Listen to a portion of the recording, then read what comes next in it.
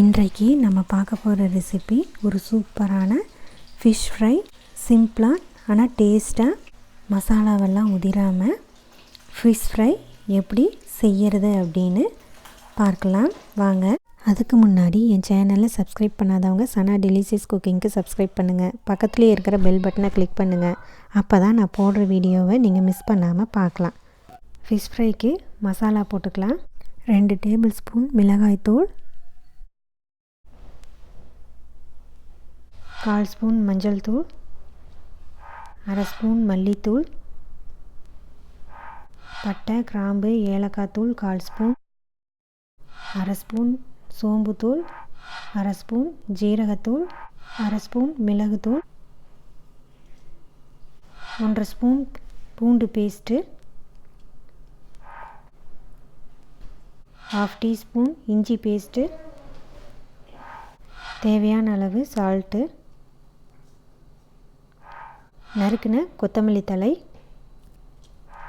நறுக்கிய கருவேப்பிலை. இதையெல்லாம் நல்லா மிக்ஸ் பண்ணிக்கலாம்.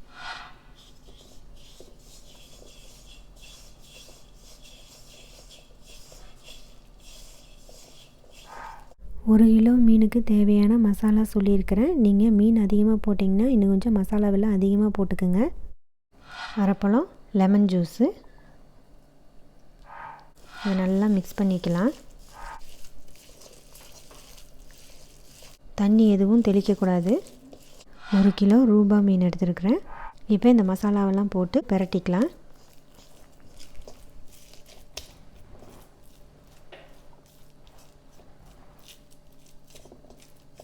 இந்த மாதிரி மசாலாவை தனித்தனியாக துண்டு துண்டாக எடுத்து இந்த மாதிரி பிரட்டி மசாலாவெல்லாம் நல்லா மீனில் வந்து ஒட்டணும். அப்போ தான் ஃப்ரை பண்ணும்போது நல்லாயிருக்கும்.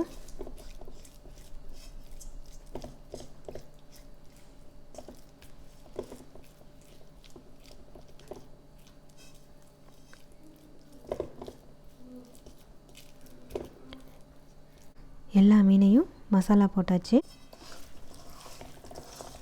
இப்போ இந்த மாதிரி எல்லா மீனையும் ஒன்றா போட்டு நல்லா பிரட்டி எடுத்துக்கணும். அப்போ தான் எல்லா மீன்லேயும் மசாலா வந்து கரெக்டாக பிடிக்கும்.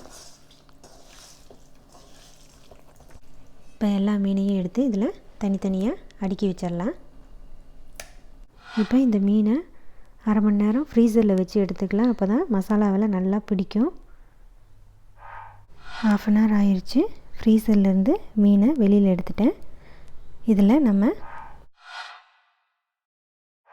2 ஸ்பூன் கார்ன்ஃப்ளவர் மாவு போட்டு மீனை நல்லா பிரட்டி எடுத்துக்கலாம். அப்போ தான் நல்லா கிறிஸ்பியாக மசாலா எல்லாம் உடையாமல் மீன் வந்து நல்லா சூப்பராக ஃப்ரை ஆகும். இல்லைன்னா மசாலாவெல்லாம் வெளியில் வந்துடும்.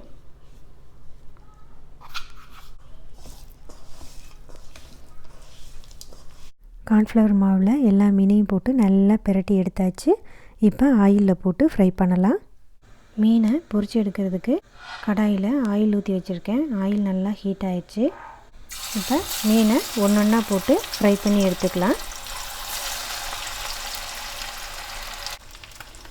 ஒரு சைடு ஃப்ரை ஆயிடுச்சு. மீனை இப்போ திருப்பி போட்டுடலாம்.